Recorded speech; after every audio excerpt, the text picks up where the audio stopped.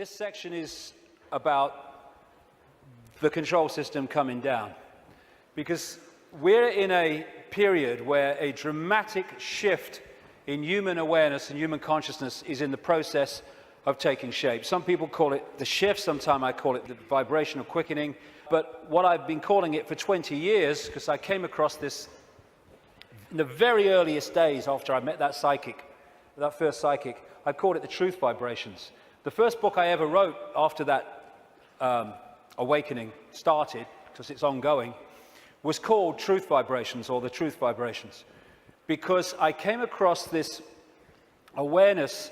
There seemed no evidence at the time, my goodness, that there was a vibrational change in the process of coming. I understand it more now, mind, and we'll get into it, but I had no idea then. And what it was going to do was act like a spiritual alarm clock, and it was going to wake people up.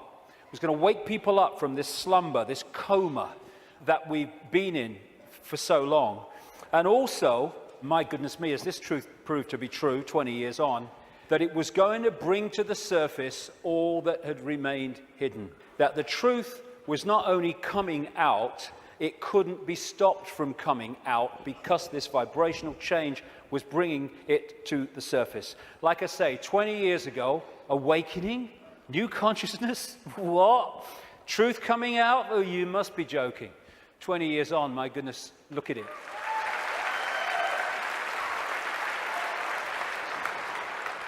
I'm fortunate to travel the world speaking, and I'm being invited to more and more countries you never think you're being invited to. And so I can see that this is not just happening in Britain, not just happening in America. It's happening all over the world. And all the differences is those that are staying in mind for now, and those who are opening mind to this change and perceiving self and the world in a completely different way. So I've been saying through the day, there's a base vibrational construct, the base vibration of this virtual reality coming out of the black holes, which triggers as it goes through its cycle, which appears in the play-out world as like a time loop. It triggers different information coming from the suns, and we decode that information, and as it changes, so the information changes, and so therefore the epoch changes, the yuga changes. And we're now at this cusp where we're going from one epoch, one vibrational information epoch, into another one. And this new one is dramatically more expansive, dramatically more enlightened in the level of awareness that we are going to have access to. And the control system, which is a manifestation of this epoch, cannot survive this epoch, and that's why it's doomed. And we're now in the cusp of that change from one kind of world experience into another one. It's just another stage on the circuit of experience. And so, while for a few years yet, it's not going to seem like the control system's going down, because it's going to be throwing everything at us, because it's going to be desperate, there is no way that our children, young people, and grandchildren are going to live out their lives, as appears to be the case now, in an Orwellian, fascist, global state. No way.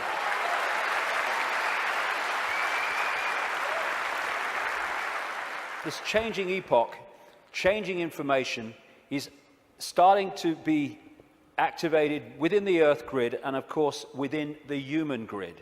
This new information is starting, for those that open themselves to it, instead of stay closed in density, because if you stay in a dense state, then these higher vibration energies are not going to impact like you if you open yourself to them and connect with them.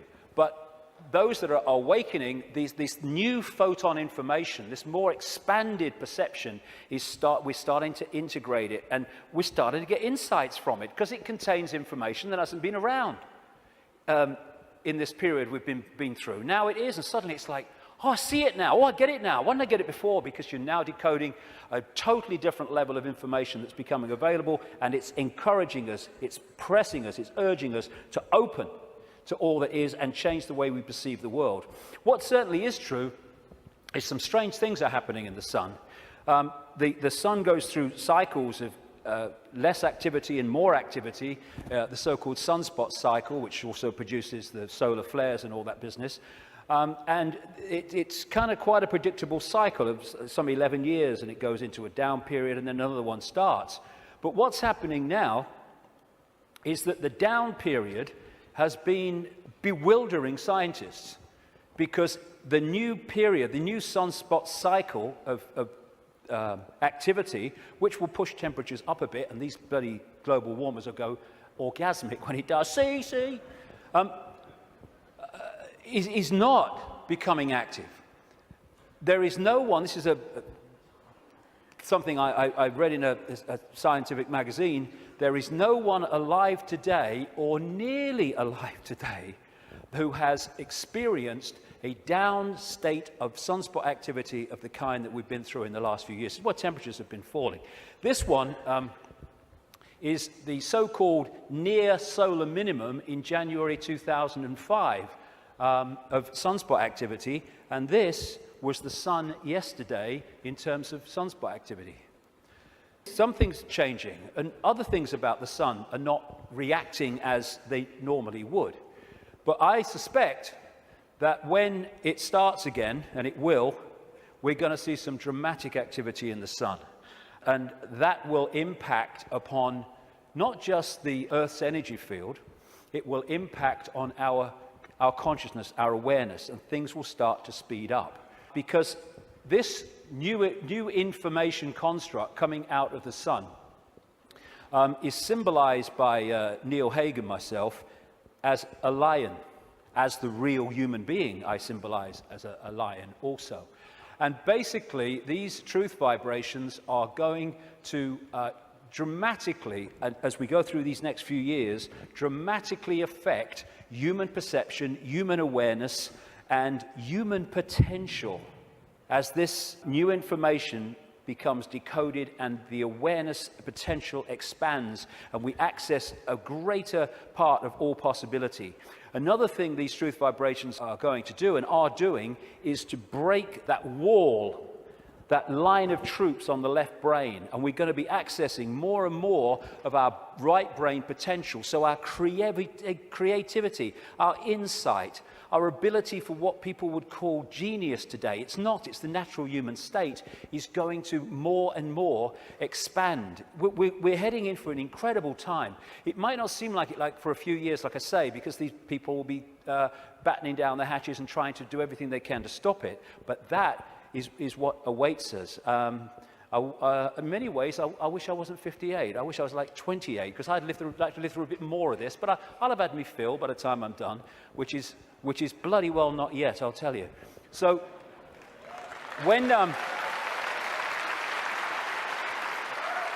so as we are impacted by these truth vibrations, because we open ourselves to them, then we break out of these boxes. And these are the people who are not being touched by that yet, but my goodness me, I'm seeing people now change dramatically in no time. I was walking through where I was speaking in Santa Fe last year, and this guy walks past me.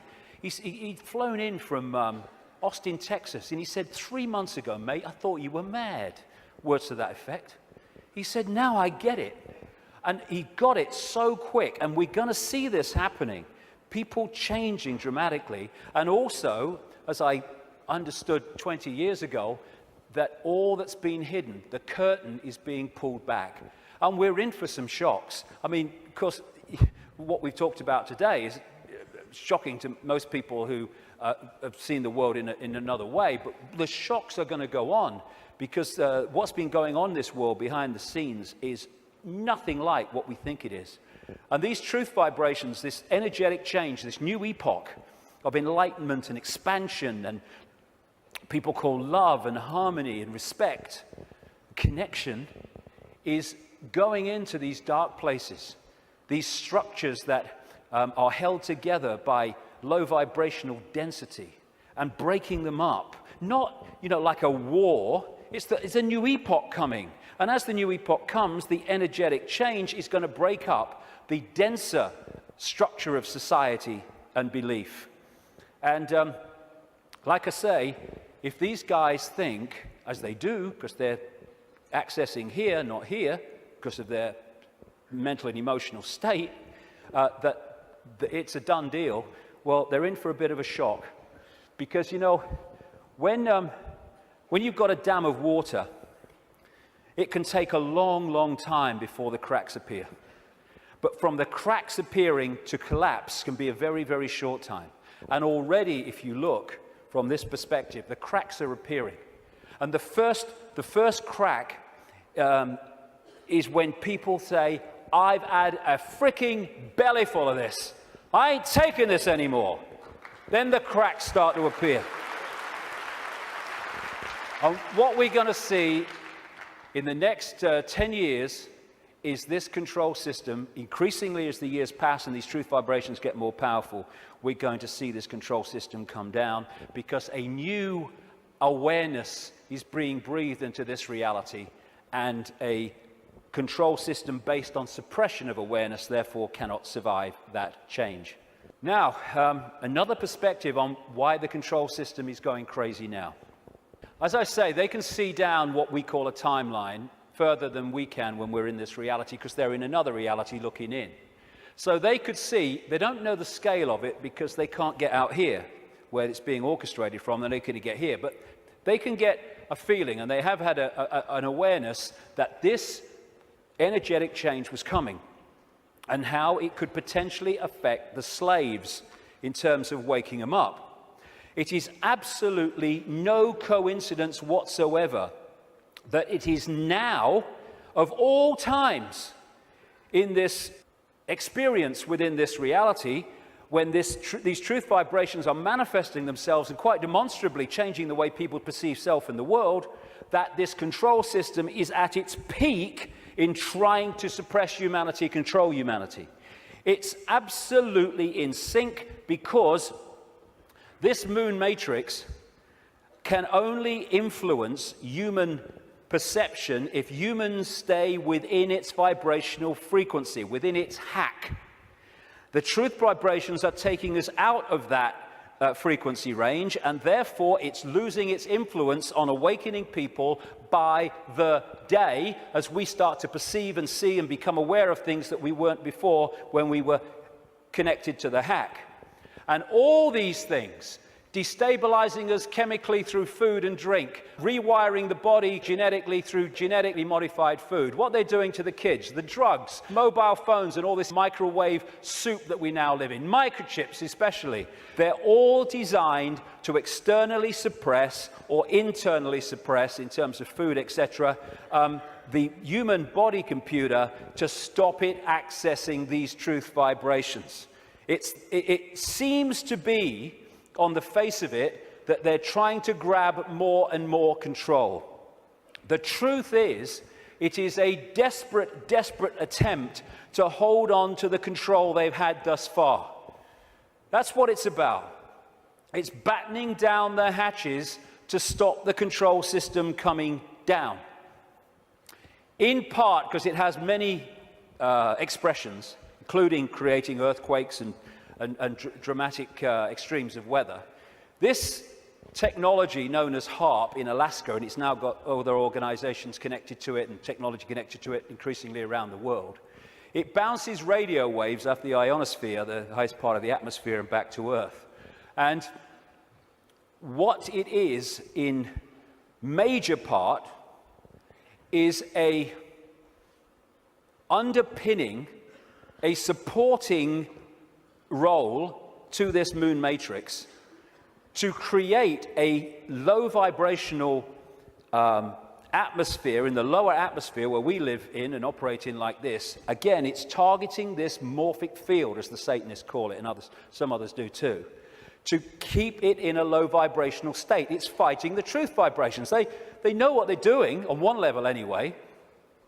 And one of the other things that HAARP can do, and it's in the patents of the technology, it can send out radio waves carrying information, thoughts, on the wavelength of human brain waves, and it can impose those thoughts on the brain, which we then manifest through as our own thinking. That's also part of this, and it's also part of this defense mechanism against this epoch change. And if they change and affect this energy field we live in, we will be affected by it if we stay in density and closed mind state. I'm absolutely convinced, have been for years, that part of the creation of this like sub-reality underpinning, supporting the moon matrix, which was okay up to this point, didn't need anything else. But now this energetic change is taking place. They're bringing the troops in, if you like, to underpin it. And I'm convinced that part of the chemtrails, which kind of pollute our skies and stuff and contain metals and barium and aluminium and all this stuff, is part of creating this sub-reality. What the truth vibrations are doing is healing this schism. It's part of what it's doing. And the schism has been this distortion in the metaphysical universe, the waveform information construct, has been playing out into the holographic play-out world for, well, what would you call it? Eons, for as long as we can remember. And it has manifested itself out as conflict and fractured personalities and all the rest of it. This is being healed all the time as these truth vibrations impact themselves and we move into this new epoch. And those that are tuning into it, it's healing these divisions. And when this changes, this must change. And the control system is a play-out holographic expression of the schism. So when the schism heals, as it's going to, this distortion, its outward holographic expression, the control system, must fall. That's why it's doomed. It cannot survive this energetic change because it is a manifestation of the distortion that is now being healed. The pieces are being put back in that have been taken out. A totally new era is in the process of moving into human experience, and this control system, it's doomed, and all its expressions are doomed. Not doomed like, let's have a mass bloody murder, mass killing, all the rest of it.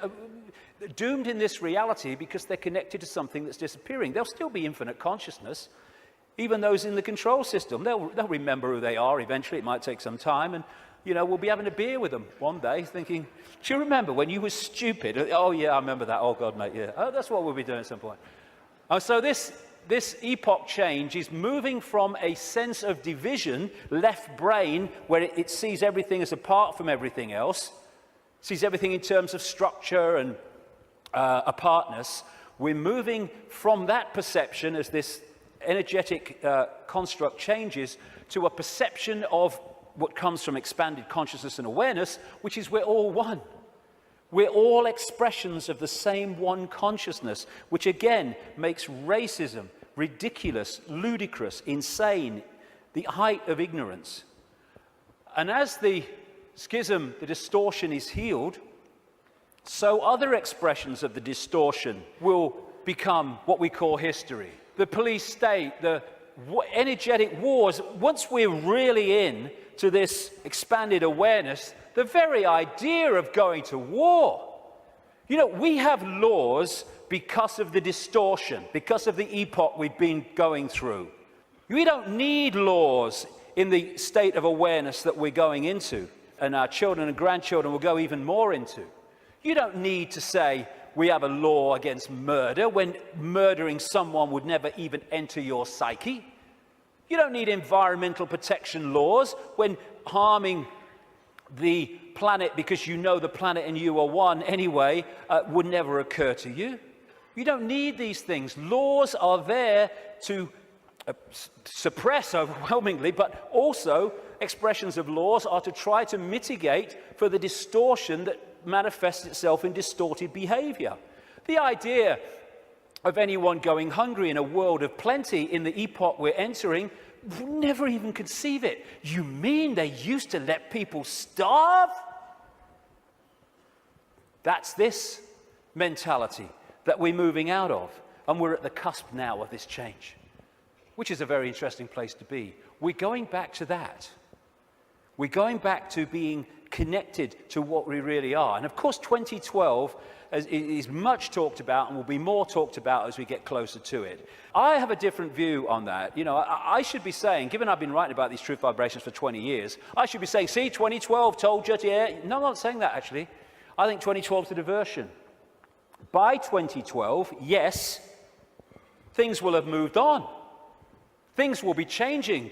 Amazing things will be taking place. There'll be big challenges, and there'll also be big, wonderful things starting to manifest by 2012 compared with now. But there'll be more so in 2013, more so in 2014, more so in 2015. This is an ongoing process as we move through the cusp out of one era, epoch, energetically, information, into another one. And so by the time it reaches where it's the natural state and the old epoch has gone altogether, it's going to be down the road.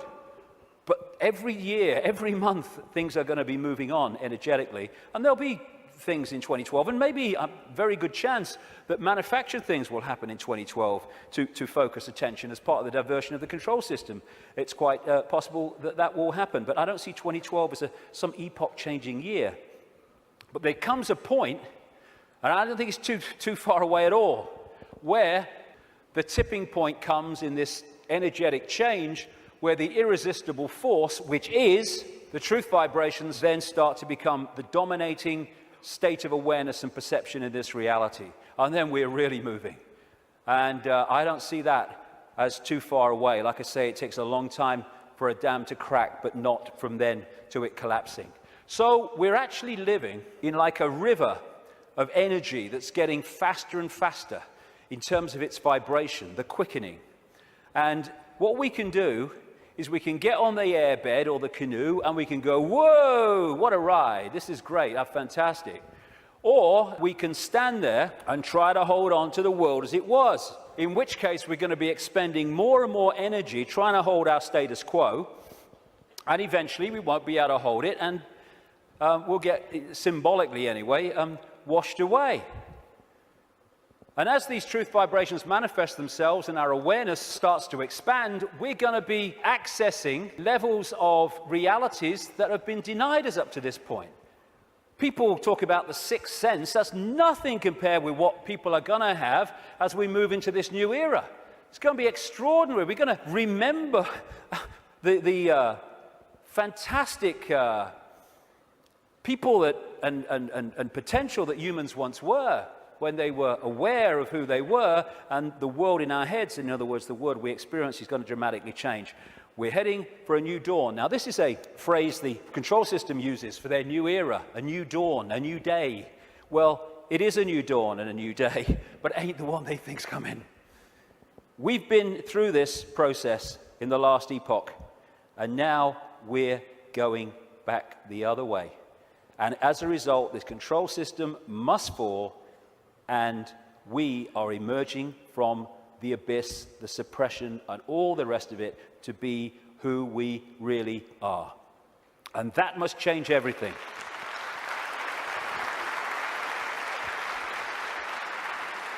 Einstein said, you cannot solve problems with the same level of consciousness that created them. That is very good news, because what we've been doing through this epoch is creating problems with a certain level of consciousness, mind, and then bringing people in to solve the problems with mind and creating more problems. Now we're in this change where we're expanding consciousness, expanding awareness, and suddenly that cycle of problem and more problem, and it's unsolvable. There's no way out of this. Suddenly it's a piece of cake. Look, it's so simple. Fantastic time we're going into, but the next few years are going to be challenging. It's breaking the spell that the moon matrix and its supporting technologies and manipulations has had on the human mind. You know, we don't have to find enlightenment. We are enlightened. What we need to do is remove the barriers of belief and perception that we've thrown around ourselves that keep us from that enlightenment. That enlightenment's never gone away. It's over here. It's saying, I'm over here. I'm over here. And this is what the major role the truth vibrations are doing, because they're the quickening. They're breaking up these dense energy fields, and as they do, suddenly we're connecting with levels of awareness that we didn't realize. We've been in a trance all this time, programming perception because of that.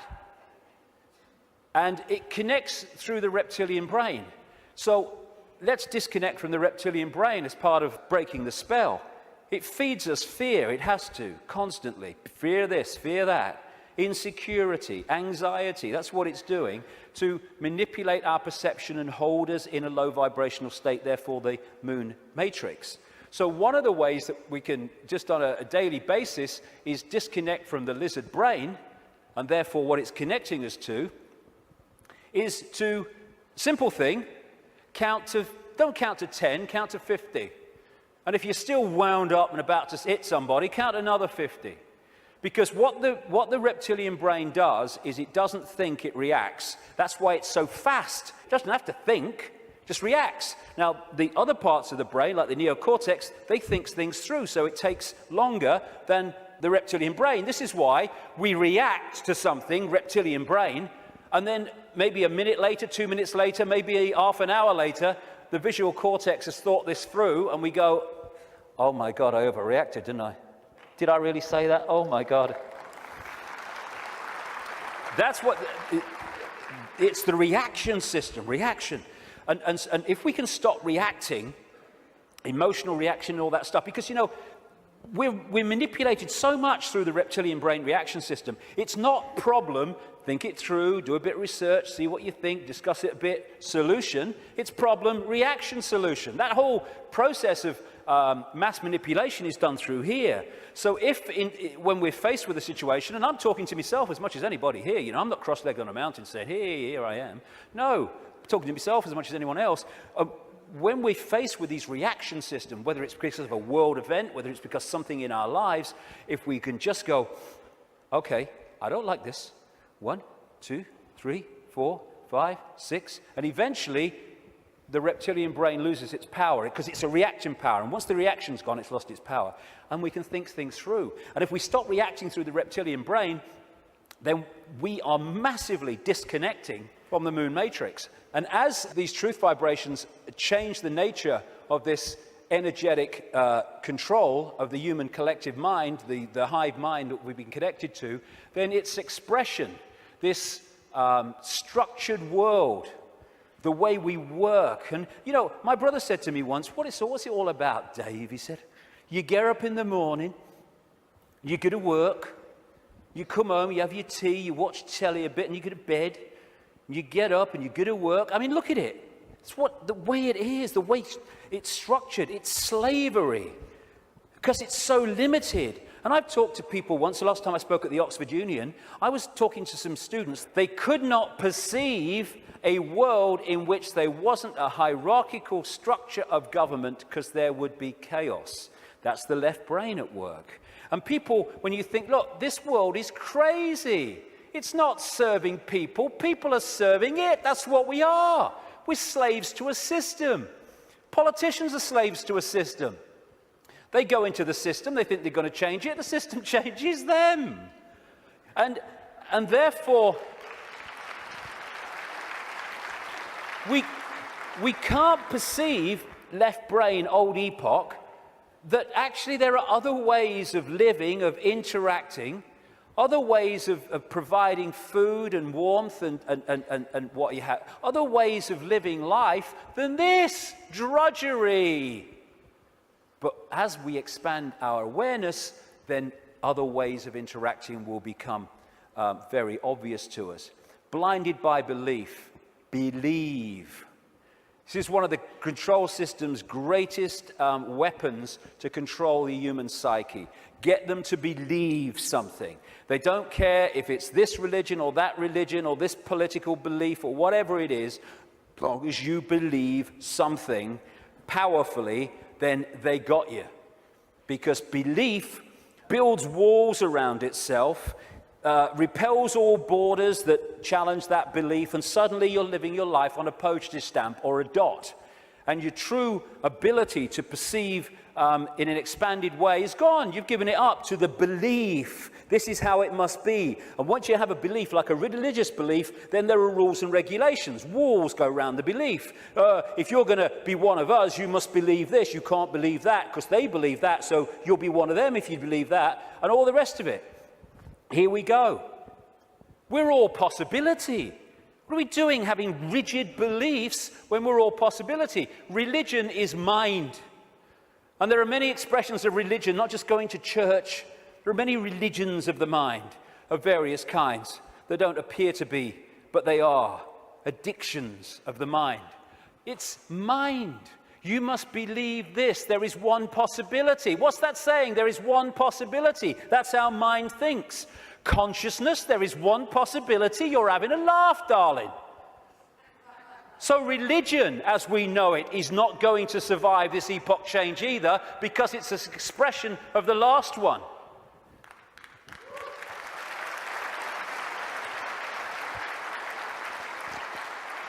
These are people in a hypnotist stage show who've been told that they are religious believers. There's so many religious believers who are like that. There's so many prisons of the mind, religious belief, racial belief. I'm in a different spacesuit to you, so I'm better than you all. It's like being two spacemen on the moon and they're having a bloody argument because the spacesuit is that color and that spacesuit is that color and that was made here and that was made there. Mine's superior to yours. It's childish, child's play. And by the way, it's not just white people who are racist. It's a mentality that can manifest through any race. And we have racism all over the world. It's not a racial belief, racism. It is a mental mind state. And anyone that thinks they're superior to anyone else because of their body computer state or color or whatever is controlled completely by mind and ignorance, political belief, self-identity belief. I am Joe Public, I'm little me. All these things will go and have to go if we're going to open up to the truth vibrations, because they are all about limitation, all about little me. And as researchers have shown, when we have rigid beliefs, the brain fires off the neurons in a specific network.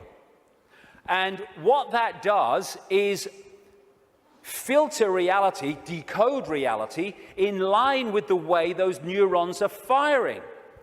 Therefore, it continually edits its reality and creates self-fulfilling prophecies, if you like, that it keeps seeing the world according to its belief. Despite receiving information that challenges the belief, it just filters that information in line to protect its belief. And then when you change your belief system, as has been shown in research, the neurons start firing in a different way, and you start seeing the world in a different way. If we can get to a point where we open our minds without belief, we come from a state of knowing, all-knowing consciousness rather than belief from mind, then we open up the range, the perception and understanding and awareness well beyond anything you can access if your brain is firing off in this symbolic way, limited by rigid belief, whatever belief that may be. When we open our mind to consciousness, everything changes. And to do that, I would suggest we need a blank sheet of paper. You know, it's not about learning anything new. We're all knowing if we can access that level of ourselves. It's unlearning the programming that has kept us from that level of awareness that we truly are. And therefore, because we're dealing with all possibility at the core of our being, that's what we are, we need a blank sheet of paper. All preconceived idea needs to go. All preconceived belief needs to go, and let information, intuitive knowing, decide what we think about things and feel about things rather than preconceived idea. It's not possible becomes, well, let's see if it's possible on the basis of the evidence, the basis of the information, the basis of how I feel. And then suddenly we're not saying, no, that's possible, I'm going to shut that out by reflex action. We're going to look at it. And when you do look at it, as I know from experience, what seems to be crazy to start with starts to take on very profound dimensions. Because we're all possibility.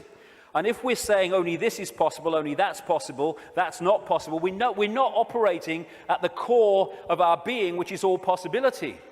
We are editing things. We are limiting ourselves. We are entering the realm of mind. And it's a time to choose, in many ways, between the head, the intellect, not that he doesn't have the part to play, it does, it being the governor, and the heart, knowing, intuition. What changed my life more than anything else was 20 years ago when I decided that if I was ever had a decision between going with my intuitive knowing, which we feel here, funnily enough, in the kind of heart chakra area, and my mind, I was going to go with my head, I was going to go with my intuition. And it changed my life and has allowed me to follow this path, because I can tell you over the last 20 years, there have been many times in the early days, not for a long time, but in the early days, when my head was going, you're going to say what? You're going to do what? You must be joking. Not in my lifetime. But I thought, no, I feel to do it. I went with it. And as a result, you follow this, this energetic path through intuitive knowing that's been laid out. And what happens, because intuition, knowing, is coming from another level of awareness beyond five-sense reality, it means that to five-sense reality, general world, some of the things you do when you follow your intuition are seen as, I think I'm possibly an example of this, are seen as crazy and mad and lunatic and dangerous and all that stuff. And what happens then when you do that and you get that reaction is that the head kicks in, the mind, which wants to protect its preeminence that it's had up to this point, puts its arms together and says, see what happens when you don't listen to me, see the trouble you've got into? And it's like, okay, and you come back into mind. But if you stick with it and you take what comes as a result of expressing your uniqueness and expressing your intuitive knowing, then eventually things happen, good things, great things sometimes, that happen not despite what you did and the reaction you got, but because of it. And then the mind, the intellect, looks at this and says, well, hold on a second. It might get you into trouble, but eventually it works out. And what happens then is your head and your heart, your knowing, your intuition come together. And the war stops. We become whole again, where mind serves consciousness instead of serving itself. And it's years and years, I say this honestly, since my intuition and my head have had a problem. It's an incredible feeling, because it's like, when you start out, it's like, I feel to do this. You're not doing that. No. And then after a while, when this sync takes place, it's like, I feel to do this. And the head goes, okay. And it's a totally different way of interacting with the world. The war stops. And this is open to all of ours. But the first thing is what it is. It's to face the situation we're in, and then we can do something about it. First thing, to realize that up to this point, we have been slaves thinking we were free. And so the first stage is to acknowledge that, and when we do, we can do something about it because we're accepting what the situation is. The second thing is to choose freedom over slavery and be prepared to do what is necessary to achieve that freedom over slavery. And when we do that and we mean it, there is a shift in our energy field. As that shift takes place, what I call magnetic attraction, it's the energy field is of the human body is an expression vibrationally of our state of being, mentally, emotionally, what we might call spiritually. And therefore, our state goes out as a vibrational field, and it draws in other vibrational fields that sync with it. We call these people, places, locations, ways of life, jobs, opportunities, or lack of them. So when this shift takes place, because we've said my intent, very powerful intent, is that I want freedom, and I want to end my life. I'm not going to be a slave anymore. I'll do what is necessary to understand who am I, where am I. Suddenly this energy field shift takes place and we start drawing in new people, places, locations, opportunities, etc., that are syncing with the new vibrational state as opposed to the old one. And at this point, and I experienced this big time in the public eye, we experience this shift as our lives falling apart. Partnerships may end. We may lose our job. We may change location. We may, like me, undergo massive ridicule. But what if we understand what's happening? The old energy field, the old you, the old intent, the old awareness was pulling in the old life. And then when it shifts, it's pulling in a very different expression of the new vibrational self. And that transitional period, when the shift takes place, the old life falls apart. But if you want to change your life, then the old life has to fall apart unless it serves the new one. So when we choose freedom, the transformation can be challenging. It's easier now because more and more people are going through it and we're beginning to understand the process. I felt like this so many times. I went to the top of a hill in the south of England, the west of England, one day because I didn't want to upset anybody.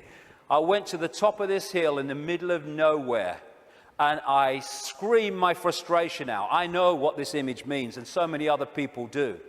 But it was the old life breaking down so the new one can take over. It's time to know thyself.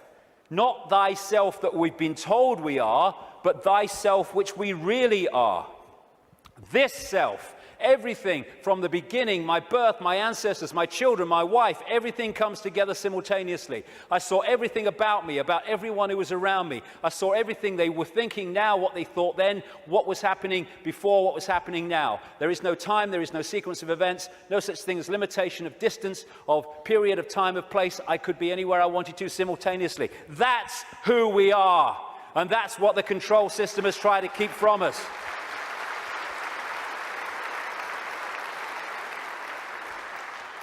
Now, the way to go most powerfully with this change is to stop identifying who we are with what we are told we are, little me. To stop looking in the mirror and thinking that reflection is me, it's all I am.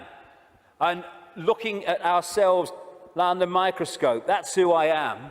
And bringing our point of observation from I am David Icke, a personality born in Leicester, England in 1952, to I am infinite consciousness, all that is, has been, and ever will be, can be, all possibility. Infinite love, having an experience through this lens into this reality that they call David Icke. And again, once we take this observation from that observation, there is a fantastic shift in our energy field.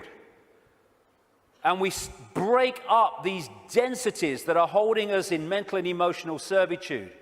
Everything starts to change when we move our sense of self-identity. That's why the control system wants us in there.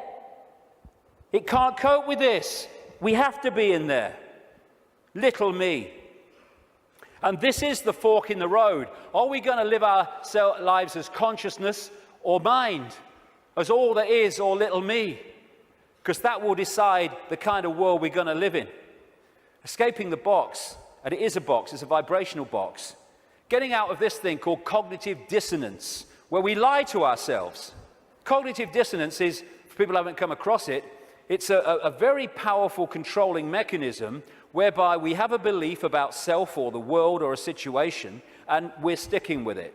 And when we face information or experience which challenges the belief, then cognitive dissonance is that uneasy state when you see that your belief system is under threat from this information or this experience. If this is real, then the belief can't be. And what you do then is you go about these incredible stories we tell to ourselves to convince ourselves that this can't be true, to protect the belief system.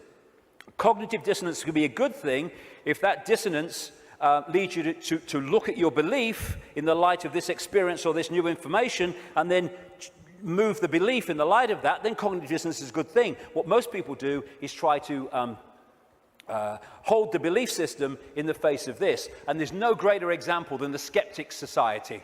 You ever come across them, the Skeptics Society? Bloody hell, they are cognitive dissonance.com, they are.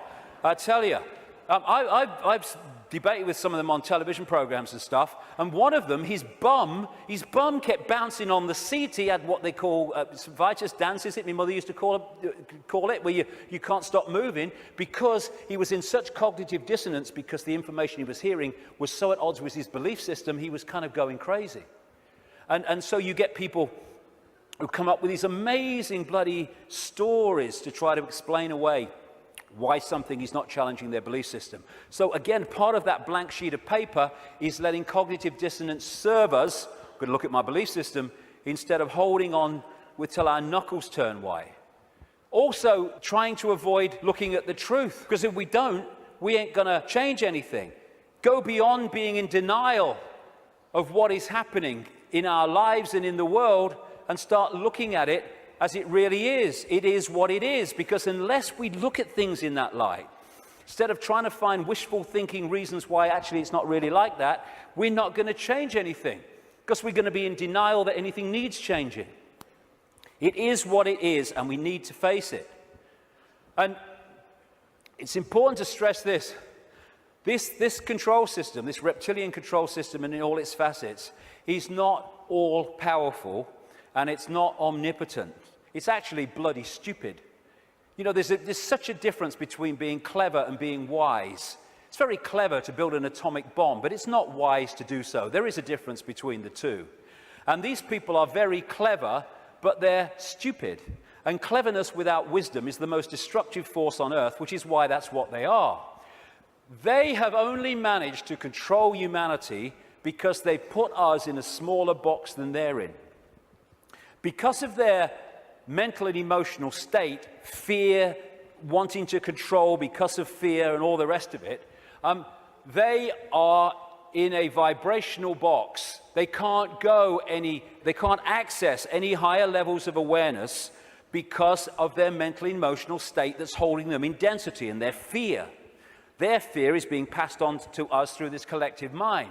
So the only way that they can manipulate and control us is by putting us in a smaller box than they're in, and that's what the suppression of knowledge and awareness and consciousness has been all about. But as we open ourselves to the true nature of ourselves, we can move well beyond any area that they can access. So just because they're technologically advanced intellectually, it doesn't mean they have power over us and they're omnipotent and all-powerful. They're not. They're desperate. Desperate because of the numbers of them to the numbers they're trying to control. And the other thing, I use this analogy a lot, is, like I said earlier, we don't have to find enlightenment. We just have to open our programming to the enlightenment we already are. And it's a testament to the magnificence of what we really are, that this control system has had to throw everything at us. Look at it. All these facets, the food additives, the electromagnetic pollution, the programming through the media, the suppression of education, the suppression of science, all this stuff, they have to throw at us to keep us in servitude. It's like, I use this analogy, if you want to put a ball floating on a tank in an unnatural state, which is where we've been, you have to push it down and you have to hold it there. Because its natural state is floating on the surface, you have to hold it there, because the moment you let it go, zoom, it's gone into its natural state. And symbolically, we've been held on the bottom of the tank by all this stuff that's thrown at us from cradle to grave. And the fact that it needs so much to hold us in this suppressed state shows the magnificence and genius that we really are, we once were, and will be again. When I say we, I mean what we call humanity. So as the control system's ability to do that is unraveled, and this is happening, then we're going to go to the top of the tank again, not by finding enlightenment, but by removing that which is keeping us from it. Be afraid, big monsters coming. This is the big area that they control us with, and we need to let go. They're feeding of this fear. Like I say, 1.5 billion people in China controlled by a handful because of fear of challenging the handful. No more fear. I mean, this is such a symbolic picture. Here's all these bloody sheep, and here's 2 shepherds, and there's a guy at the back. Now, those sheep, symbolic of humanity, can only be controlled in this way because they acquiesce to the shepherds, and the sheepdog symbolizing fear. What if this group of sheep, instead of going ba, ba, ba, ba, and if they want to, oh, ruff, ruff, oh, fear, oh, following the one in front, the control system, the shepherd, yeah. Oh, he's got the power, he's got a stick, aye. What if those sheep said, oh, look, I'm not following him anymore. And hey, Rover, woof, bloody woof, on your bike, you're not frightening me, okay? I'm over here. I'm over here. I'm over here. I'm going down here. I like that. There's some grass down here. Suddenly, this herd, flock, whatever you want to call it, is scattered because it's expressing its uniqueness and it is not fearing the consequences. These people, apparently all powerful, have no bloody power. None. They'd never find most of them. They might catch them. And that's what humanity's like. We have the numbers. And yet, because we acquiesce through fear of challenging the control system, even though we have the numbers, the handful of people control the many. We have the power. We've chosen not to use it. It's about bloody time we did.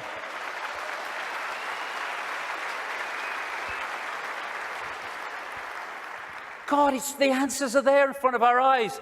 The definition of insanity is doing the same thing over and over again and expecting different results, Albert Einstein. Absolutely it is. So it's pretty certain that if things are going to change in terms of control and suppression and all this stuff, then we've got to stop doing the same thing over and over again, and that is acquiescing to the control system. We're all possibility. What are we doing? Thinking that we just do the same thing over and over again? That's one possibility. Let's express our uniqueness and respect each other's right to express our uniqueness. We're all possibility. Actually, one possibility is swimming against the tide. Let's try it. And let's respect each other's right to do that. We should be celebrating diversity. Diversity is an expression of all possibility. It's acquiescence and conformity that is an insult to all possibility. And yet that's what this system wants us to do, conform. And you know, at least sheep need a sheepdog to keep them in line. Humans have out-sheeped the sheep because we keep each other in line. We don't need the sheepdog.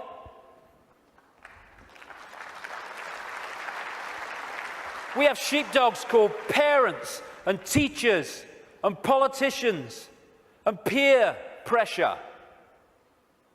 When we're thinking of expressing our uniqueness, we're not thinking, oh, what will George Bush think or what will Barack Obama think? No. We're thinking, what will my mother think? What will my father think? What will the neighbours think? What will my mates think? What will the people at work think? In other words, what will other people who have chosen to live in this sheep pen think of me getting out of it? It's like sitting in a cell and you find a way out through the door, and instead of another prison warder coming along to stop you getting out, the other prisoners jump on you. That's what we do. If we are going to be what we really can be, and we're going to respect our right to be different, we have to respect others' right to be different as well. Because when we respect other people's right to be different and express their uniqueness, then we're setting them free and we're helping to set society free. We are policing each other all the time through ridicule, through condemnation. We need to start being at peace with other people having different views and expressing different lifestyles than we do, even if we don't like it.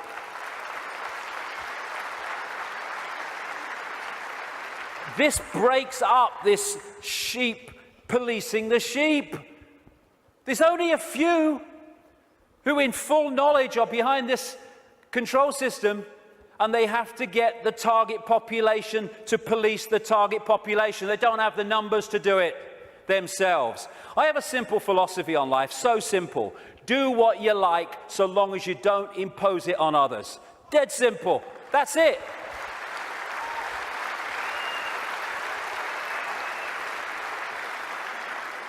And I've heard people say to me, that would be anarchy. What about people murdering each other? Well, I think that murder could just about constitute imposing your will on another person. And when you think about that simple philosophy, it overrides all law, need for law, if we live that. We don't need laws that say don't murder when you wouldn't impose yourself on another person. But we can do this. You know, if Henry Kissinger wants to sacrifice George Bush, be my guest as long as you both agreed. Because when you leave the body, you'll feel right prats and you might learn something in your eternity. I get interested when they want to impose things on other people that don't want those things imposed upon them. That's what the control system's trying to do. That's why I'm interested. But express ourselves as long as we're all agreed. And we don't impose it on other people. We have this either or. Someone wants kind of a rave or something, and some people don't want to be affected by all the noise and disruption. And so we say, they can have it, they can't have it. It's either or. Any society that was conscious would say, okay, we can sort this out, okay? They don't want the noise, fair enough, understand that. They want to have a party, a rave, a good time. Okay, now, let's find a place where they can have what they want that don't disrupt anyone else's life. So they can have their experience that they want and no one else is affected. Everyone's a bloody winner. This is either or. Someone must win, so someone must lose, so someone could win. Old epoch consciousness. Winner, winner, win, win. That's the new consciousness. I stand up on my desk to remind myself that we must constantly look at things in a different way. You see, the world looks very different from up here. You don't believe me? Come and see for yourselves. And it does. When you move your point of observation, the world looks so different. When we break out of constantly scanning the world from a single point of observation, so everything looks the same. From a higher point of observation, things look very, very different. And we can break out into infinite consciousness, clear our minds. That's another thing, another layer on the onion. It doesn't matter. My goodness me, how we make things matter that don't matter. And it clutters up our mind, it clutters up our emotions, and holds us in low vibrational servitude.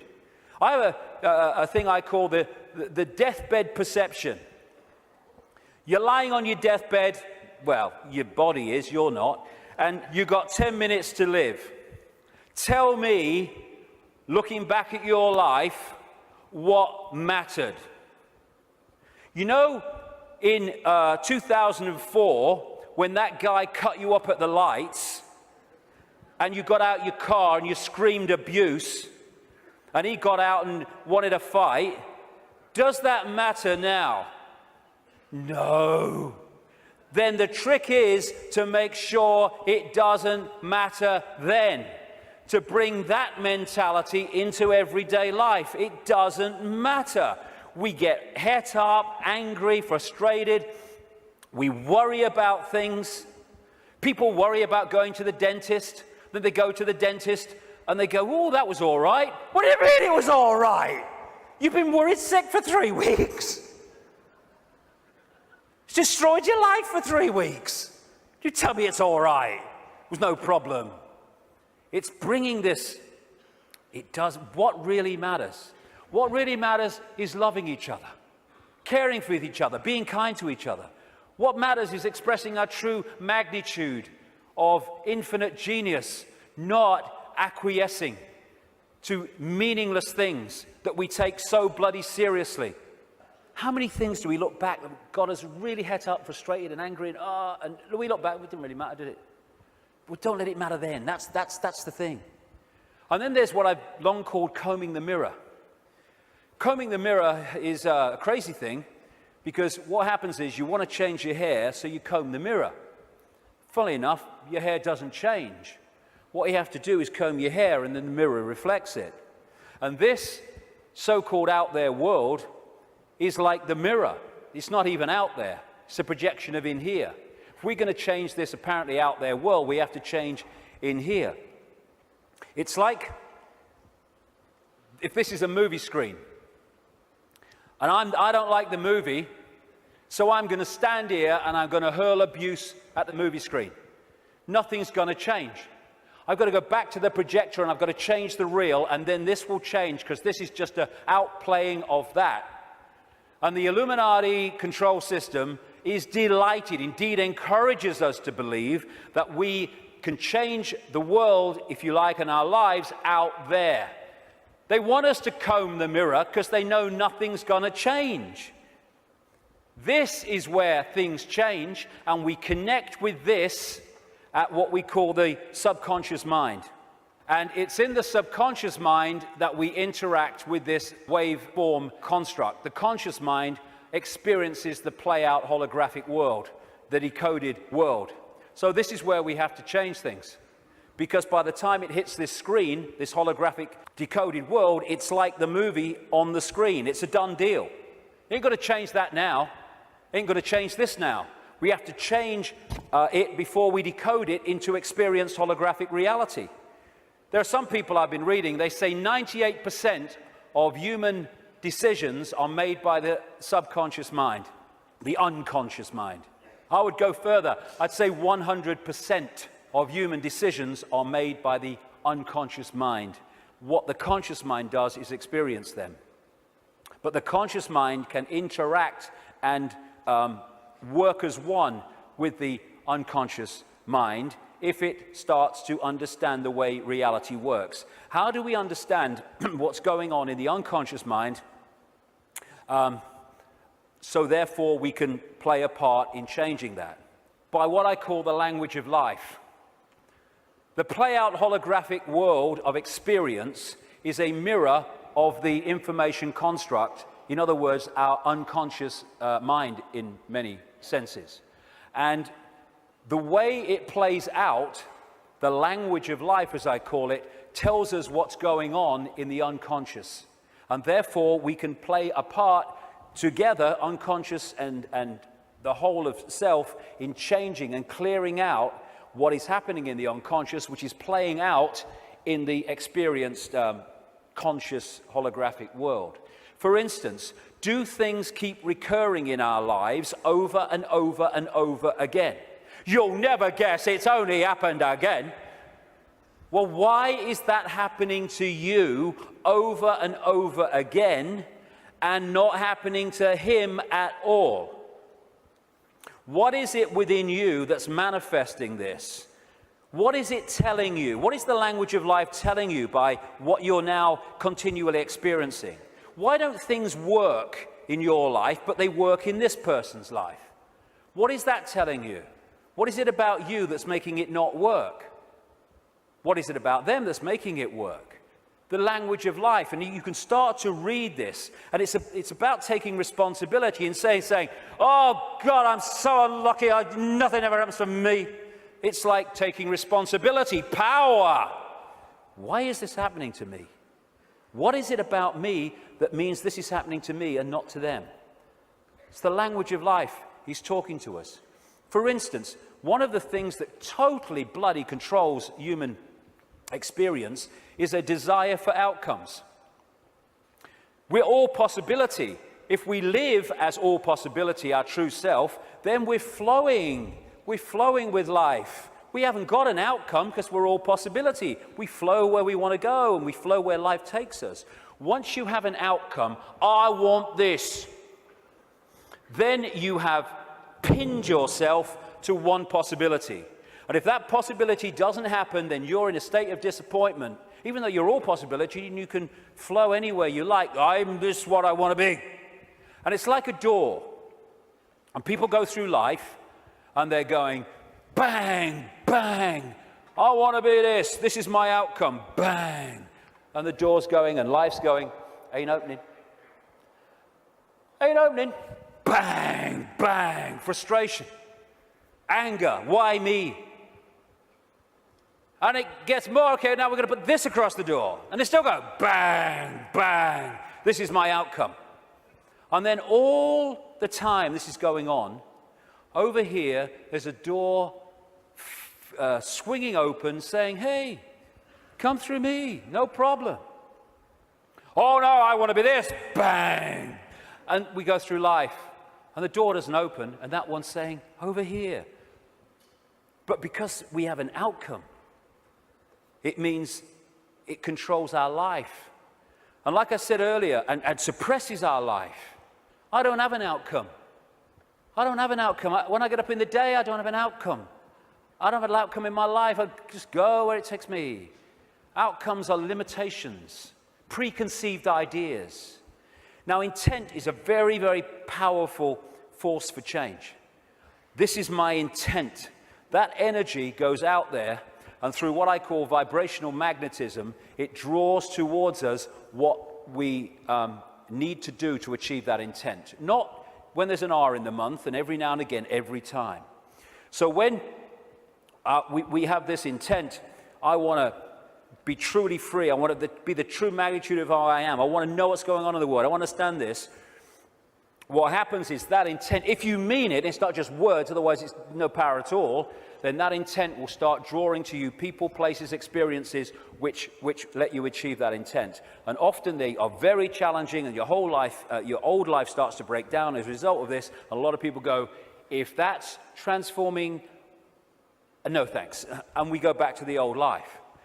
But intent, if we mean it, is the first stage of transforming our lives from what they are to what they could be. The thing about intent, however, that it's the need to sync the intent with what the language of life is telling us.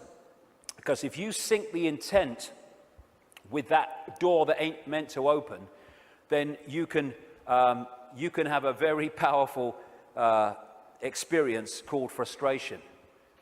Because the intent then is not going to open the door, because it ain't meant to open, because it ain't your journey. I have this thing, flow equals go, stuck equals chuck. Or at least look again at what you're trying to do and how you're trying to do it. It might be how you're trying to do it that's not stopping it flowing. But in the end, life is not meant to be a bitch and then you die. It's not meant to be a series of frustrations and barriers. It's meant to flow. That's what we are. And if it's not flowing, then the language of life is saying something about us. Why isn't it flowing? And interestingly, I've experienced this so many times. I know other people have too. Once you acknowledge what the experience you're having is, maybe one you don't like, is saying about you, you acknowledge it, you bring it to the conscious, boom, there's an energy shift and the problem disappears. The pain in the arse in your life goes out. Because you've acknowledged it, you've read the language of life, and therefore you don't need to experience that anymore and come to that understanding, because you have, and it's gone. Taking responsibility is a very, very fundamental part of this transformation. Carl Jung, the Swiss psychiatrist, said, people will do anything, no matter how absurd, in order to avoid facing their own soul. And not taking responsibility is the absolute epitome of giving your power away. When we say it's all your fault that I'm in this situation, whether it's collectively or individually, what we're saying is, I don't have power over my life, you do. Taking responsibility is taking your power back and saying, okay, I'm taking responsibility for this because I have the power to change it. They're not responsible for it, they're just the language of life speaking to me about my responsibility. Therefore, I'm not going to play the blame game. This is my responsibility and I'm going to deal with it. And when we do that, we take our power back and we can change things instead of going through life as a victim of other people's circumstance, which means we're powerless. That's little me. And we ask ourselves, why me? Why am I going through this experience? Well, through the process of vibrational attraction, vibrational magnetism, an expression of us is going out, and an expression of us comes back in the form of people, experiences, locations, jobs, everything. So therefore, what we're putting out is what we're pulling in. Why me? Because we're creating it. Bad luck, good luck, no such thing. Why do some people win, some people lose? Because some people pull that in, some people pull that in. You get people who they say, you meet them and they say, nothing ever happens in my life. And you say, well, what would you like to happen? And they go, well, I don't know really. Well, I don't know really goes out as a vibrational information field, and what comes back is a life where nothing happens. Why? Because you don't know really. So we're not victims. We think we're victims, and the control system wants us to believe we're victims, because then we will do nothing to change the fact that we're not expressing the power that we have. Why me? Ask yourself, because it's your choice. It's your choice and my choice in the sense of there's not some guy with an AK-47 on some other dimension saying to our consciousness, get in that body or I shoot. And in the same way, once we get in here, we attract what we attract. And when we take responsibility for that, we can stop attracting it. Why me? It's like the Oracle said in the Matrix. You've already made the choice. Now you have to understand it. You didn't come here to make the choice. You've already made it. You're here to try to understand why you made it. And as the message from the psychic 20 years ago said, arduous seeking is not necessary. The path is already mapped out. You only have to follow the clues. We are guiding you along a set path. If we get caught in mind and the limitations of mind, then we can not go along that path, because mind is telling us, oh no, you don't do that in this world because you have to do this and you conform and all the rest of it. The difference is that when we make the choice of the path we want to journey on in this reality, in what we call a life, we're doing it from this perspective of perception. When we're trying to understand why we made it, we're doing it from this level of perception. So this sees it on one level, and this is going, I'd agreed to this, you must be having a laugh. Never. Well, this is seeing it in a different light. And it's the same collectively. Why us? Why are we here at this time now as this cusp of change is going on? Same thing. You've already made the choice, now you have to understand it. You didn't come here to make the choice, you already made it. Now you have to try to understand why we made it. Instead of complaining at the situation we're in, and again, this made the choice, this is trying to understand it. Once you break out of this into this, you then start to understand it, because you see what we're experiencing from a totally different perspective. For instance, this sees, in the journey down the symbolic river, this sees the next turn on the river, no further. This sees the whole river from source to sea. So this is seeing an experience in the moment that this is having in a completely different way to how this is seeing it. For instance, you're going down the river on a canoe, it springs a leak. You paddle across to the bank and you sit there and you're angry and you're frustrated. Why me? Why am I so unlucky? And then some guy comes across and says, hey mate, you were so bloody lucky. There's a bloody waterfall around that next turn. And we can even override that through intuition. When we intuitively access this, we intuitively know, no, I'm going to stop for the day here. I'm not going to go any further today. And this might be saying, oh, we can go further. I'm not going any further. And so many things we can be protected from by following our intuition. Why are we here collectively? We're here to break the spell. We're here to break the spell on the human collective mind. What a great thing. What a great thing to play a part in. To break this to break this spell and to stop this human experience becoming this. And in the next few years, like I say, they're going to throw everything in desperation, like the cornered rat, trying to hold on to a control system that's falling.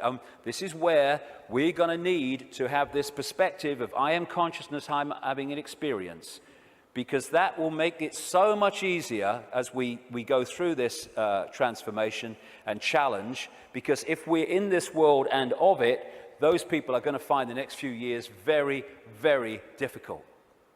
Because they will not have a perspective of what's going on, except everything's going crazy, and my God, what's going to happen next? This is a great line from a song. Freedom's just another word for nothing left to lose. Isn't it amazing how when you no longer have anything to lose, the butterfly emerges? Because it's fear of loss that keeps us in servitude so much. And when you've got nothing left to lose, suddenly all that's left is freedom. And that is going to be a very powerful experience that a lot of people are going to have in this next period of challenge as this cusp moves on. Just when the caterpillar thought life was over, it became a butterfly. It's amazing that when you're in, so many people have told the story that it was in their lowest moment of despair that boom, something emerged and transformed them. Nothing left to lose, freedom. Okay, I'm waking up, so what do I do? Well, I would suggest that we all stop making bloody excuses. You know, we can all come to the conclusion that there's this control system and it's doing this, and what about the children, and what about the grandchildren, what's going on? And then the list of excuses why we actually can't do something today. Well, there's a game on, and I've got to do this, and I've got to do that. Nothing is more important than focusing on what is happening, because everything comes from that. What can we do? We can refuse under any circumstances, no matter what the frickin' laws and the pressure and the imposition, we can refuse not to have the right to express our freedom of expression. Refuse under any circumstances to shut up.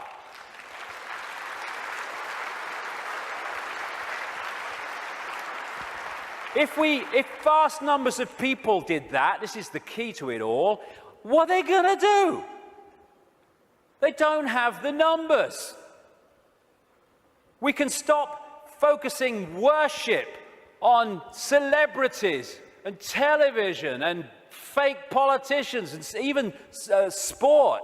Not that I don't enjoy sport, but as long as it's there, peripheral vision, and not here.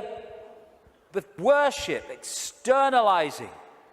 And this is the biggest thing we can do. Human race, get off your knees. What are we doing down there?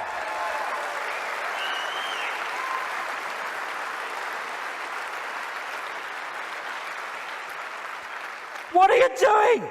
You're all that is, has been, and ever can be. What have you bloody knees for? Well, I'm only little me. No!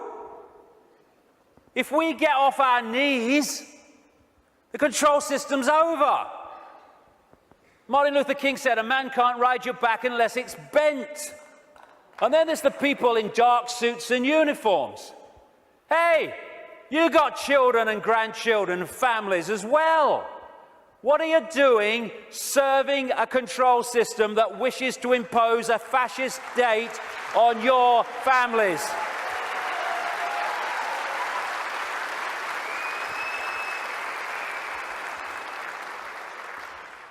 What are you going to say to your kids when the control system's in and it's controlling every facet of their bloody lives?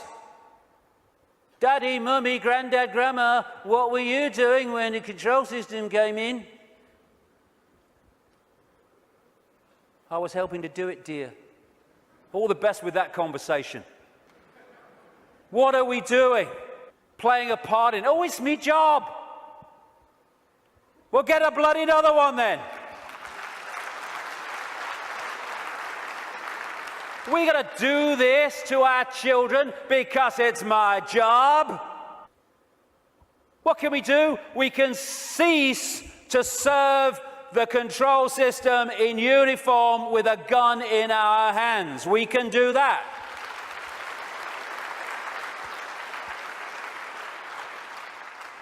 Soldiers are not there serving their country, serving their people. They're there serving the cabal that's seeking to enslave their people and their families. As Einstein said, the pioneers of a warless world are the youth that refuse military service.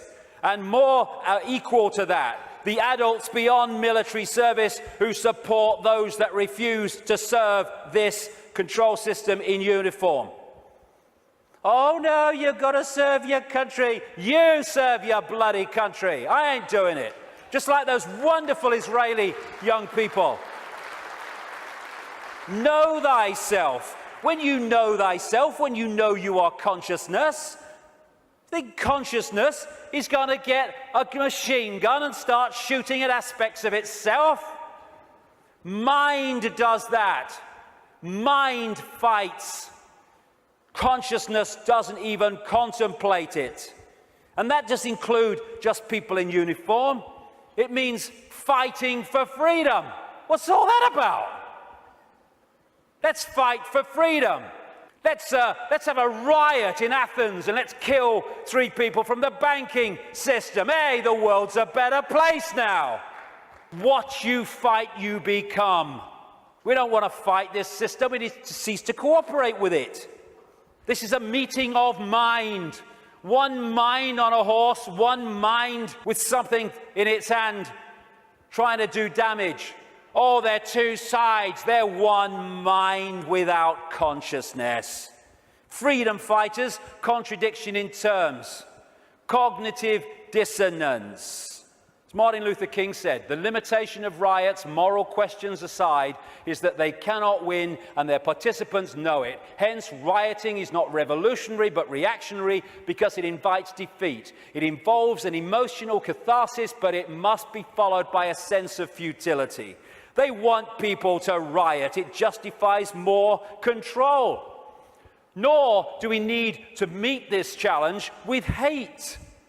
That's playing away in the stadium we're trying to rid the world of. We don't need to hate these people. We just need to stop cooperating with them. Well, you know, if it's all the same with you, mate, I ain't doing it, okay? No hard feelings, bugger off. And then we've got this, you know, the protest, the mass protest. I do understand that. It might have a part to play.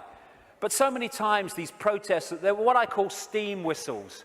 You know, people go out in big protests with the banners and they kind of feel good about themselves and they go down the pub and say, at least we made our feelings felt. And then what happens? Bugger all. How many people marched in London against the invasion of Iraq, and what happened?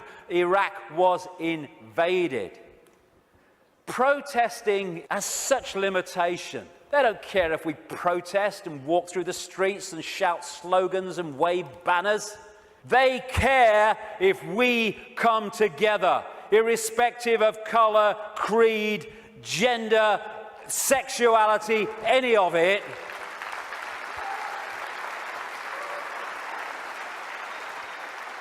Put our differences aside and unite behind what affects us all and all our families. This control system, this Orwellian agenda, is not trying to enslave black people or Jewish people or middle-class Americans or Hispanics or Australians or Indians. It's trying to enslave all of us. And what it wants to do is divide the target population against itself through these fake, ridiculous fault lines of race, religion, income bracket, so that we divide and rule the target population and they can pick us off one by one. They are terrified of us putting down those fake fault lines and coming together and uniting behind what we should all believe in: freedom for all, irrespective of who we are.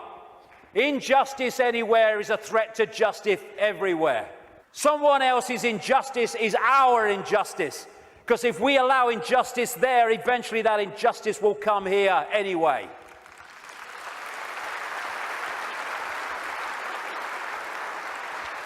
In the end, we will remember not the words of our enemies, but the silence of our friends.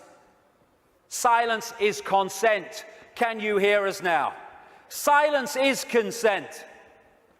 Because while we're silent on these impositions, the impositions just keep going on and on and on. By our silence, we are acquiescing, even agreeing to them being imposed. The end of silence, the end of acquiescence. If we want to be free, then don't run and hide. Because you can put your head in the sand and ignorance is bliss, but only for a while. You can put your head in the sand because there's a tornado coming. But the tornado's still coming, your bum's in the air.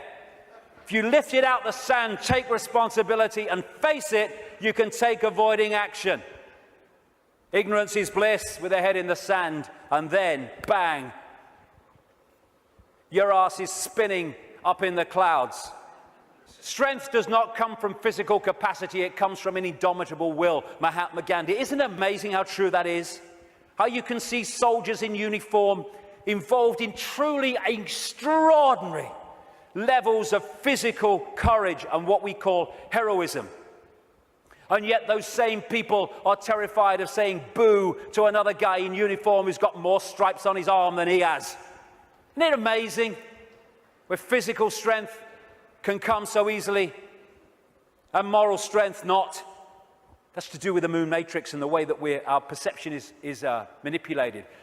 Turkish proverb, a lion sleeps in the heart of every brave man, every brave woman, and it's not really bravery. When you let go of fear, you don't need bravery, you don't need courage. Courage is overcoming fear. When you let go of fear, because I'm all that is, has been, and ever will be, what's the worst that can happen to me? I leave this physical body of limitation and I become all that is, has been, and ever will be, in full awareness that that is what I am. My God, I'm terrified that that might happen. I don't know how I'm going to cope with the terror of thinking that might happen. Know thyself. Again, recurring theme, know thyself. We are consciousness. What is there to fear? Death? There is no death. Just putting the telescope down. We can meet this with fear. Oh my God, the police state! Or we can treat it with the emotion it deserves. Eh?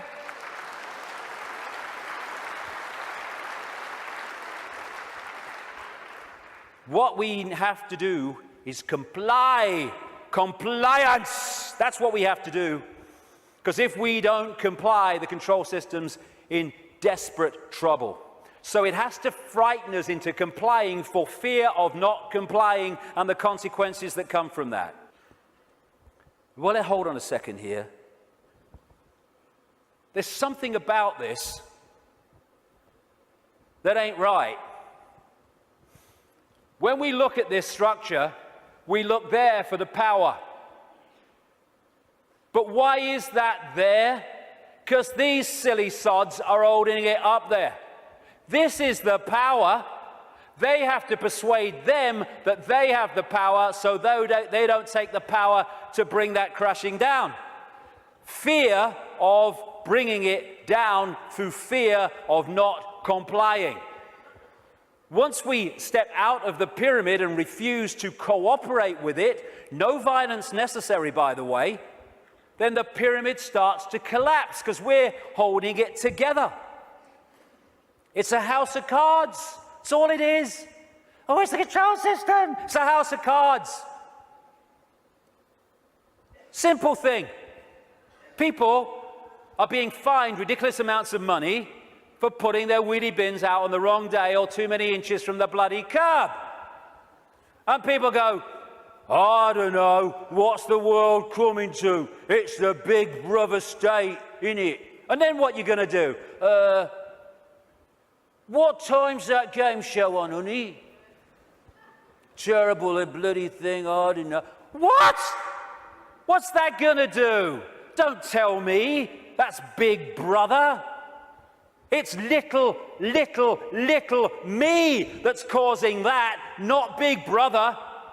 What if thousands of people, when someone is fined that money for that ridiculous thing, and like I say, they're just giving us more and more ridiculous things to see how much we'll take before we resist, and when we don't, they give us even more ridiculous things. What would happen if when someone is faced with that fine, thousands and thousands of people in that area put their wheelie bins out in the wrong place on the wrong day, week after week after week after week.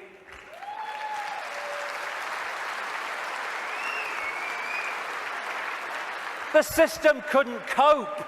We have the numbers. And I see this, your vote is your voice, be heard. Bollocks it is. How can the vote be your voice when the people you're given the choice of voting for that have any chance of forming a government are standing on the same postage stamp of political policy and perception? There's no choice. We've reached a point now where the vote becomes a voice when we refuse to vote. We refuse to play the game anymore.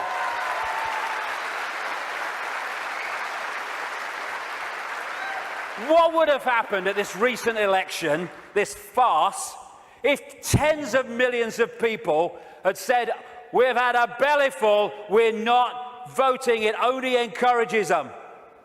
We are not voting because we're going to make a statement that we know this system is rigged and we're having it no more. What would have happened in these days that have passed since that election? The whole focus of the media and everything would have been, bloody hell, what's going on? Why this mass refusal not to vote? Now we've got a debate going. Now we're looking at why people haven't voted because the system is rigged. Now the system has to bloody start to change because it's lost its credibility. But instead, the majority trotted along to vote because they say, well, if you don't vote for them, they might get in. It doesn't matter! They're masks on the same face. So what if they get in?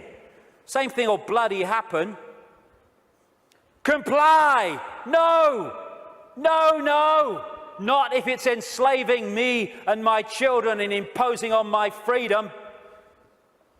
Comply, leave your home now it's foreclosed. No, no, no. Let's follow this through, shall we? Millions of people in the world are losing their homes, being foreclosed, and ending up homeless. Let's follow this through. Why have you lost your home, my friend? Because I can't pay me mortgage. Why can't you pay your mortgage? Because I lost my job. Why did you lose your job? Because the great banking collapse, they can't get this, they can't get my company went bust.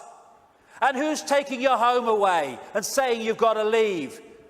The banks that caused the fricking problem. And we are leaving? What are we doing? What are we doing?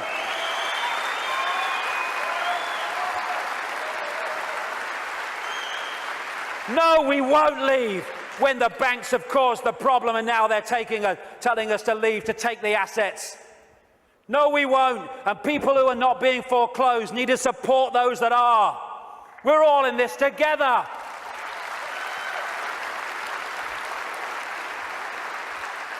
Compulsory vaccinations. No, no, no.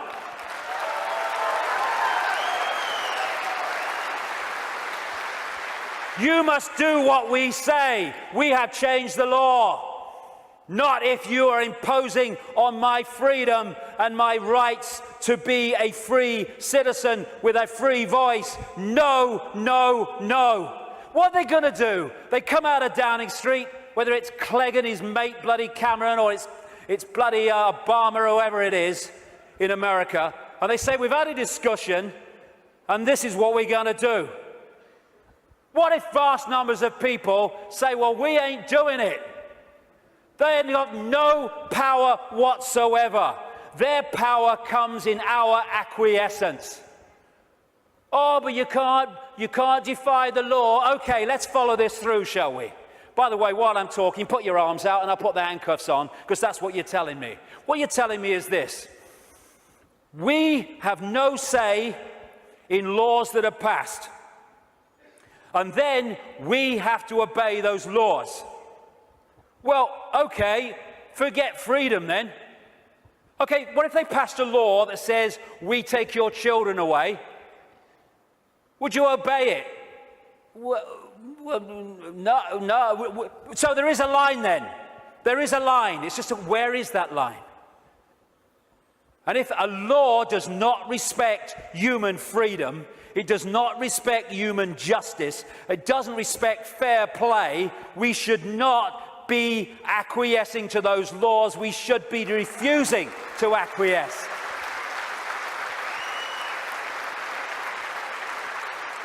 What we need is not compliance, we need a non-comply dance, where we beat to a different drum and we dance to a different drum, where we refuse to acquiesce to this control system that seeks to enslave us even more than it already has. Non-comply dance. Do this, comply. No. No. But we need to do it en masse. Oh, we do it with a smile on our face. We're consciousness, all that has been, ever will be. Why shouldn't we have a smile on our face? And smile and feel for these people who are enclosed in mind trying to enslave us. But we need to do it en masse. Because if we don't do it in numbers, then people get picked off. That's what's happening. I am all that is, has been, ever will be. You cannot grant me my freedom. It is not your gift to grant me my freedom or take it away, because I am, we all are, freedom.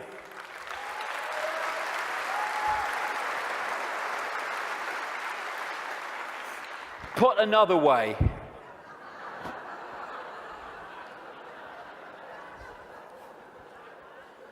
what would infinite consciousness do? Move perspective, little me, all that is. What would infinite consciousness do in the situations that we face, as against what would mind do? If it's not right, don't do it. If it's not true, don't say it. Absolutely right.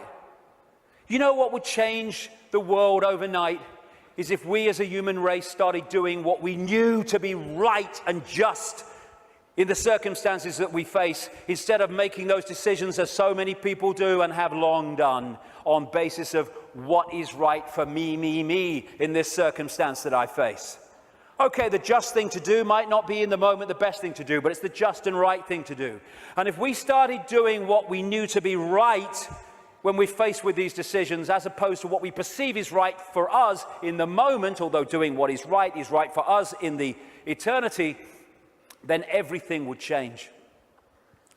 If we want a world of peace, then be peaceful. It sounds trite, it sounds simple, but it's devastatingly profound. That's what we need to be with each other. You know, we have people going on anti-war marches who are hurling abuse at each other in their relationships and stuff like that. If we war with each other, then the collective version of that is warring collectively. If we want peace, let's be peaceful. If we want a world of kindness, then let's be kind. And it must come, for goodness sake. It must, if we're all kind to each other. We live in a kind world. Martin Luther King said, cowardice asks the question, is it safe? Expediency asks the question, is it politic? Vanity asks the question, is it popular? But conscience asks the question, is it right? There comes a time when one must take a position that is neither safe, nor politic, nor popular, but one must take it because it is right. And when enough of us take that stance, everything changes. The revolution is not a revolution of weapons, it's not a revolution of fighting, it's not a revolution of hatred, it's a revolution of perception, because everything changes. I am a lion then. I'm not the lamb I kept seeing in the mirror and the world kept telling me I was. And then that expresses itself out into the true nature of who we are. And miracles become possible. We're going into the epoch of what we perceive as miracles. It's just a greater understanding of the way everything works. And the system must fail when that happens. We're being offered, the truth vibrations are offering us in this time, the chance to open the key to our minds, the key to our hearts, which have long been closed by so many people. The key to the freedom on a level that we cannot comprehend, because until we expand our consciousness, we cannot be aware of the true nature of what freedom is. It's not even what we perceive in this world. Enough of this suppression, enough of this slavery, enough of this enslavement of the few by the many.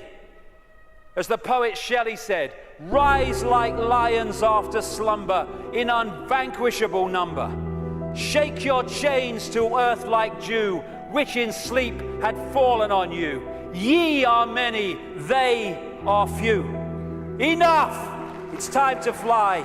It's time to fly. Thank you very much. Thank you. Thank you for coming. Thank you. Let's get on with it. Thank you. Thank you for coming. Thank you for coming.